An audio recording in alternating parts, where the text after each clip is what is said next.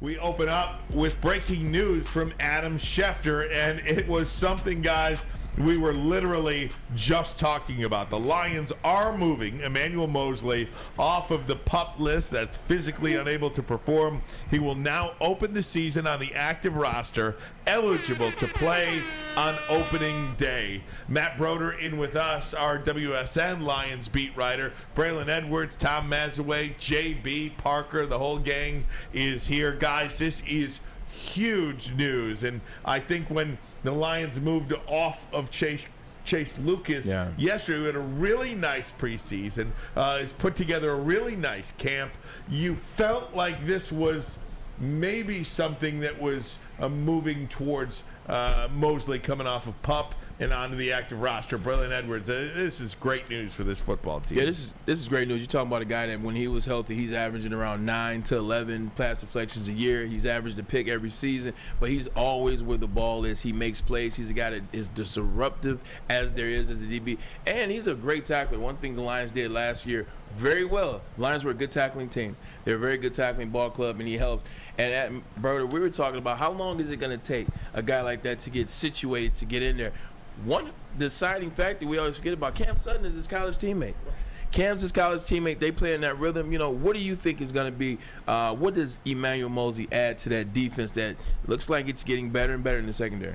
You could argue before Emmanuel Moseley got hurt, he was trending to become one of those top 15, maybe even top 10 cornerbacks in the entire league. He was a star. He was becoming a star on that San Francisco 49ers loaded defense. So I think pairing him across the field with Cam Sutton, his boy, it's an incredible tag team that the Lions can roll out there. And we talked a few minutes ago about Cam Sutton as being that lockdown corner, that cornerback that the Lions haven't had in years. Emmanuel Moseley has the potential to be better than Cam Sutton. So to have those two together, and like you said, Emmanuel Moseley is a great tackler, and that's what Aaron Glenn wants to do. Yeah. He wants to blitz, he wants to get to the quarterback, and he wants to leave his cornerbacks out on islands. And to do that, they need to be able to tackle.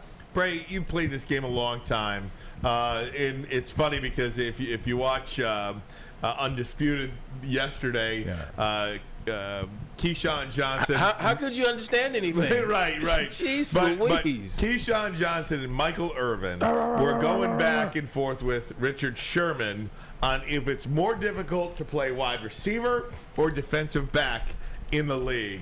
However you feel about that, I guess it's a roundabout question. What I'm about to ask you is, how quickly can a guy like Emmanuel Moseley, who hasn't had any training camp, who's with a new team, by the way, this isn't, somebody he's been with for a couple of years now, he could just maybe pick up and where he left off. He's with a new team, he's with new teammates, he's in a new system. How quickly can a guy like this acclimate to the speed of the game and to the Detroit Lions defense, the way in which they play it? If he trusts himself, the speed of the game would be fine. He knows his game. This will be year 4 for him that he's entering in, I believe, or year 5 that he's entering. So he'll be fine speed-wise if he trusts his knee, 100%. The big thing, he's a DB. He's going to be out there on the island. If they're playing man-to-man coverage, he knows how to play man-to-man coverage. He knows how to play zone. He knows how to play quarters. He knows how to play cover 2, let the man release outside, make sure he press. So it's easier for a DB to get acclimated to a system than a wide receiver. And then you got your boy Cam Sutton on the team. He's going to give him some old school adage, the verbiage that they use at Tennessee to make him even easier to get it. But as it relates to what position is harder, it's DB. Like, as much as I don't want to say that, it's the defensive back position, because when you got guys like Devontae Adams, Justin Jefferson running at you full speed forward, you got to be running as fast as them and thinking as fast as them as you're running backwards and opening up. So you do get help sometimes if you have a great defensive rush like Emmanuel Moseley had in San Francisco, like he will have here in Detroit. You get help, but we're more athletic than them. But yeah, to do what they do backwards as we do it forwards,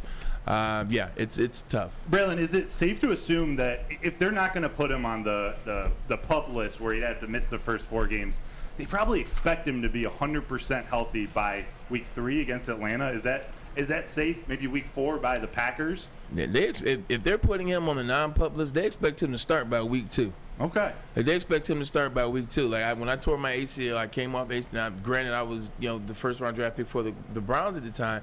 Tore my ACL, came back, worked through summer. They bought some other receivers in. Joe Jurevicius came in, Tim Carter. So he brought some guys in. But once they activated me, that last preseason game, I was no longer on the PUP list. Like, people knew I was starting. So I say, if he's not going to be on that list and you were weak at that position last year, they're looking for him to start by game 2. What did they tell you, Braylon? I'm sorry, Ryan.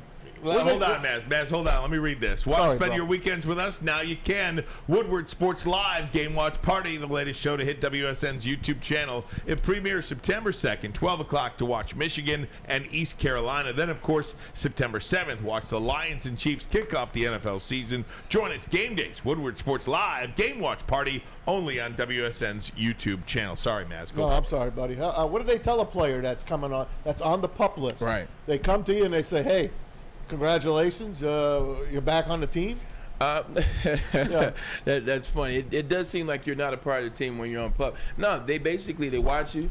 They assess you. They see how you're doing. They see how you trust your injury. They see how you're acting in your injury. They see how how your wind is. Right. 'Cause a lot of it is just getting in shape. A lot of times guys are healthy enough, but they don't trust their injury or they're out of shape. So they just come up to you and they ask you after they've watched or assessed for enough. Say, hey man, you look like you can go. You look like you're ready to take the training wheels off. Are you ready? And it's up to you to say yeah. And nobody's gonna say no. But That's what I was going to say to you. What if you weren't comfortable yet?